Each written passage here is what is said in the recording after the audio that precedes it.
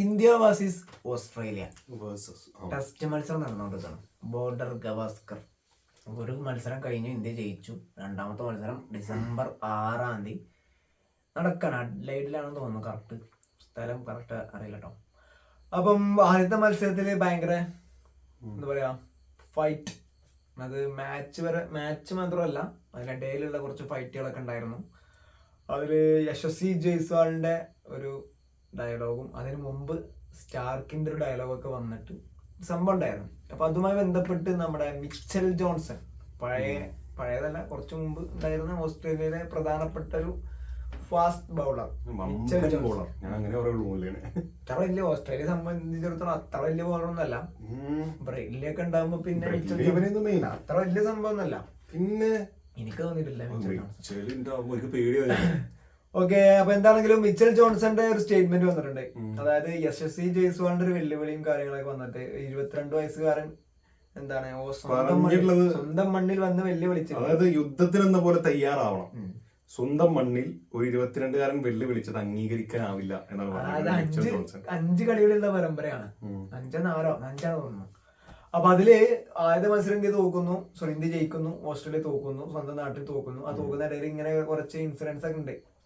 അത് ഇൻസിഡന്റ് എന്താന്ന് വെച്ചാൽ ജയ്സ്വാൾ ബാറ്റ് ചെയ്യണ സമയത്ത് അതിന്റെ മുമ്പ് ഇൻസിഡന്റ് ഉണ്ടായിരുന്നാണ് റാണ ബോൾ ചെയ്യുന്നു. അപ്പൊ റാണ അത്യാവശ്യം റാണ തന്നെയാണ് ഒരു 135+ സ്പീഡിൽ. അപ്പൊ ജസ്റ്റ് സ്റ്റാർക്ക് ഒരു സ്പെഷ്യലിസ്റ്റ് ബാറ്റ്സ്മാൻ അല്ലല്ലോ. അപ്പൊ അത് കട്ട് ചെയ്തതിന് ശേഷം എന്താ പറഞ്ഞ, ഞാൻ നിന്നെക്കാളും I bowl faster than you എന്നാ പറയുന്നത്. പറയുന്നു.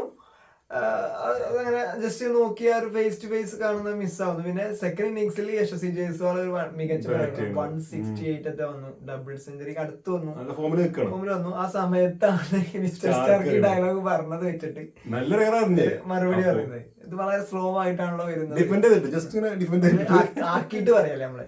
ഇത് വളരെ സ്ലോ ആയിട്ടൊരു ബോൾ എന്റെ അടുത്തേക്ക് എത്തുന്നതാണ്. അപ്പം അതൊരു വെല്ലുവിളി. അപ്പൊ അത് ഭയങ്കര ചർച്ചാ വിഷയമായി. ഓസ്ട്രേലിയക്ക് ഭയങ്കര ഒരു അപമാനം എന്ന രീതിയിൽ മുൻ പ്ലേയേഴ്സ് ഒക്കെ പറയുന്നുണ്ട്.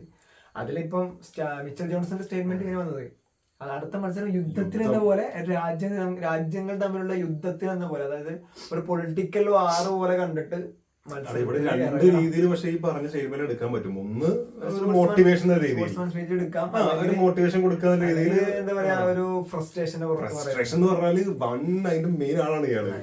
ഞാൻ അതുകൊണ്ട് പറയണേ, എനിക്ക് ബ്രെഡ്ലിയും മിച്ചലും ഈ എന്തെങ്കിലും പറയാ, അയ്യോ സ്പെല്ല് കൈകാര്യം ചെയ്യുന്ന സമയത്ത് മറ്റേ നമ്മുടെ സച്ചിനോ സെവാഗോ അല്ലെങ്കിൽ അത്ര നല്ല പ്ലേസ് നിൽക്കുമ്പോൾ ഒരു പേടിയാ.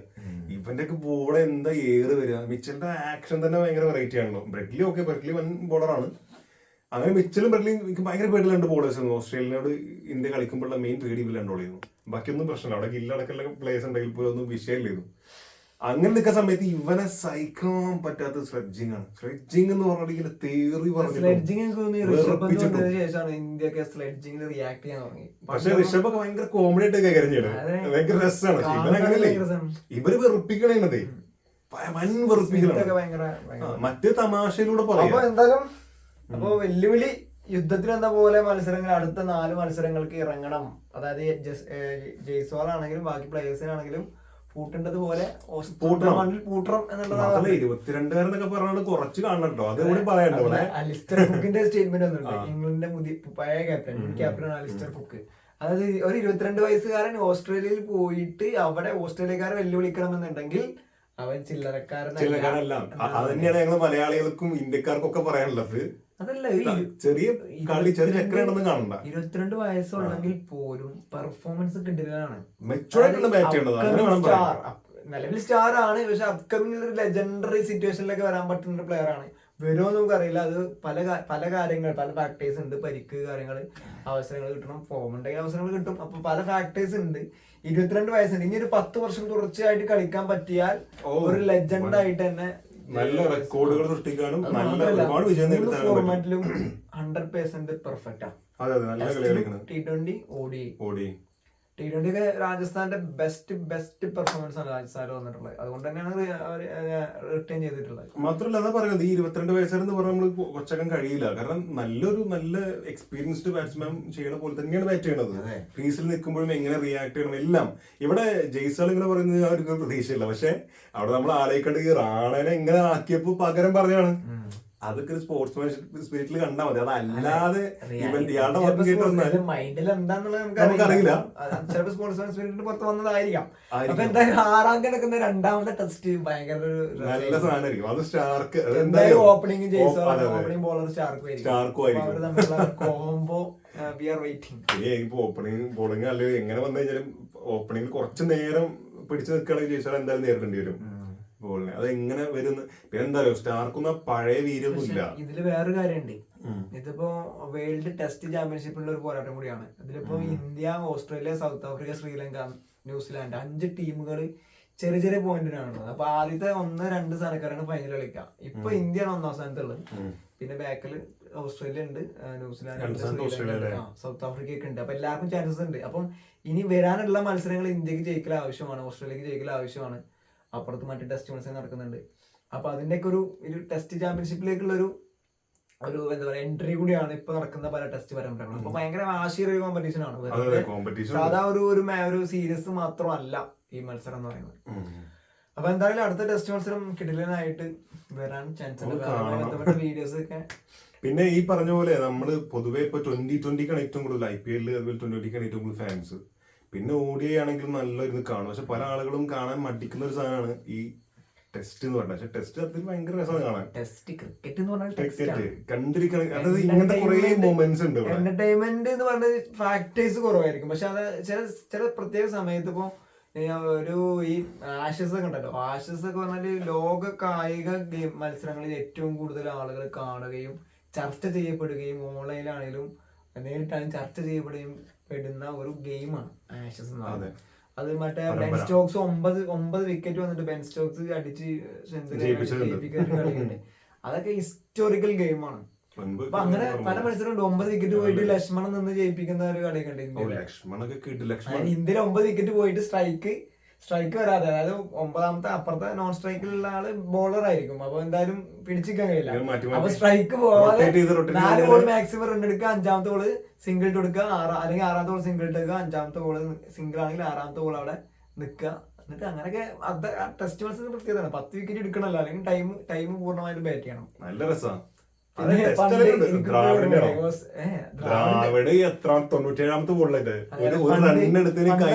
കൈയടിച്ചിട്ടുള്ളൊരു പണ്ടൊരു സംഭവം ഉണ്ട്. ഇന്ത്യ ഓസ്ട്രേലിയ സൗത്ത് ആഫ്രിക്കയിലെ ടെസ്റ്റ് മത്സരമാണ്. അപ്പൊ എന്തായാലും ജയിക്കാൻ കഴിയില്ല, സൗത്ത് ആഫ്രിക്ക ജയിക്കാൻ കഴിയാന്ന് ചോറാണ്. അപ്പൊ സമനിലാക്കാനുള്ള ഒരു ഓപ്ഷനേ ഉള്ളൂ. അപ്പം 90 ഓവറും എന്ത് ചെയ്യാ മുട്ടി നിൽക്കുക എന്നുള്ളതാണ്. അപ്പൊ ഡി വില്ലേഴ്സ് അന്ന് എത്രയോ ഒരു 150 ബോൾക്ക് 20 റണ്ണോ 30 റണ്ണോ വളരെ കുറഞ്ഞ റൺ എടുത്തു. അപ്പൊ ഡി വില്ലേഴ്സ് ആണല്ലോ, ഡി വില്ലേഴ്സ് ആണ് വെടിക്കെട്ട് ബാറ്റ്സ്മാനാണ്. അപ്പൊ അതിനെ കുറിച്ച് ട്രോളൊക്കെ വന്നു, ഇത് ഡി വില്ലേഴ്സ് തന്നെ ആണോ, ഇത് ഞങ്ങൾ ഡി വില്ലേഴ്സ് തന്നെ ആണോ എന്ന് പറഞ്ഞിട്ട്. അപ്പൊ ടെസ്റ്റ് മത്സരം എന്ന് പറയുന്നത് ഭയങ്കര എന്റർടൈനിങ് തന്നെയാണ്. അത് തുടക്കത്തിലൊന്നും വലിയൊരു ആവശ്യം ഉണ്ടാവില്ല, ഒരു 2-3 ദിവസം കഴിയുമ്പോഴാണ് അതിന്റെ ഇതൊക്കെ വരാം. പിന്നെ ഫീൽഡിങ് നിർത്തുന്നതും ഒക്കെ ഒരു സർക്കിളിനുള്ളിൽ തന്നെ ഒരു 11 പേരൊക്കെ നിർത്തുന്ന സിറ്റുവേഷൻ. 11 പ്ലേയേഴ്സും സർക്കിളിനുള്ളിലും സ്ലിപ്പിലൊക്കെ ആയിട്ട് ഇട്ടിട്ട് ബാറ്റേഴ്സിനെ അടിക്കാൻ പറ്റാത്ത ഒരു സിറ്റുവേഷൻ. അപ്പൊ സ്പിന്നേഴ്സിനെ കൊണ്ടുവരാം. അല്ല, അതിന്റെ ഇടയിൽ ഇങ്ങനെ സർജറി സ്വാഭാവികമായിട്ടും വരും. കാരണം എങ്ങനെങ്കിലും ഇവരെ നിയന്ത്രണം തെറ്റിക്കുക, ഫോക്കസ് ആയിട്ട് നിൽക്കുന്ന ആൾക്കാർ ഒന്ന് പിടിച്ചുടക്കാൻ വേണ്ടിയുള്ള പരിപാടിയാണ്. അപ്പൊ എന്തെങ്കിലും ടെക്നിക്കൽ വിക്കറ്റ് വീഴും. അപ്പൊ നമുക്കാണെങ്കിൽ ഇപ്പൊ നമ്മള് ബാറ്റ് ചെയ്യുന്ന സമയത്ത് ഒരാൾ ഇങ്ങനെ പറയുമ്പോ ഇവരൊരു ഇത് കൊടുക്കാൻ വേണ്ടി നമ്മളൊരു അടിക്കും, ഒരു 4 or 6 വരാൻ വേണ്ടി. അപ്പൊ ക്യാച്ചിലേക്ക് പോകാനുള്ള ചാൻസ് ഉണ്ട്. അപ്പൊ അങ്ങനത്തെ ഒക്കെ സാധനങ്ങൾ വേണ്ടി ചെയ്യുന്നത്. അപ്പൊ എന്താണെങ്കിലും 6ാം തീയതിയുടെ മത്സരത്തിന് വേണ്ടി കാത്തിരിക്കാം. ജയ്സ്വാൾ എന്താ ചെയ്യാ, സ്റ്റാർക്ക് അത് എങ്ങനെ റിയാക്ട് ചെയ്യും, സ്റ്റാർക്ക് മാത്രമല്ല ബാക്കി പ്ലേയേഴ്സ്. സ്റ്റാർക്ക് ചിലപ്പോ ഒന്നും മൈൻഡ് ചെയ്തിട്ടുണ്ടാവില്ല, എന്നാലും നമുക്കൊരു രസം. ഓസ്ട്രേലിയ ഇവണ്ടല്ല ബുഷേൻ, ഭയങ്കര ഇതിന്റെ ആളാണ്. ഭയങ്കര എന്താ പറയാ ഒരു അത് ഗെയിമിലാണെങ്കിൽ പോലും ഭയങ്കര എന്താ പറയാ വെറുപ്പിക്കൽ ആണ്. അപ്പൊ എന്തായാലും നമുക്ക് കോഹ്ലിയൊക്കെ ഉണ്ടാകുമ്പോ പിന്നെ പ്രശ്നമല്ല. സിറാജൊക്കെ ഉണ്ടല്ലോ. അപ്പൊ എന്തായാലും കാണാം 6ാം തീയതി മത്സരം എന്തായിരിക്കും നമുക്ക് നോക്കാം.